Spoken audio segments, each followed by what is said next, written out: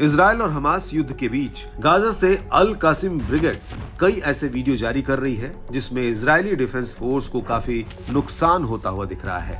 हालांकि जवाबी हमले में आईडीएफ भी हमास पर ताबड़तोड़ हमले कर रही है। लेकिन इसी बीच इजराइल ने अपनी एक और सैन्य डिवीजन को गाजा से वापस बुला लिया है। बड़ी बात यह है कि गाजा पर शुरुआती हमलों में इस डिवीजन की बेहद ही बड़ी भूमिका थी। दरअसल इजराइल ने 36वीं डिवीजन को पूरी तरह से वापस बुला लिया है। इस डिवीजन में 188वीं ब्रिगेड और इंजीनियरिंग कोर के अलावा गोलानी ब्रिगेड, 6वीं और 7वीं ब्रिगेड शामिल है।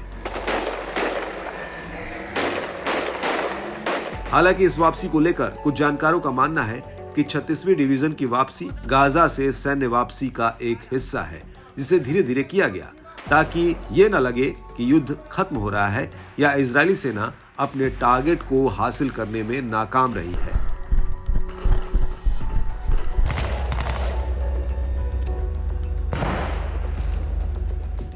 लेकिन बड़ी बात यह है कि ये पहली बार नहीं है जब इजराइल ने गाजा से अपनी किसी सैन्य डिवीजन को वापस बुलाया हो, बल्कि इससे पहले भी इजराइल ने 31 दिसंबर 2023 से अपने हजारों रिजर्विस्ट को वापस बुला चुका है।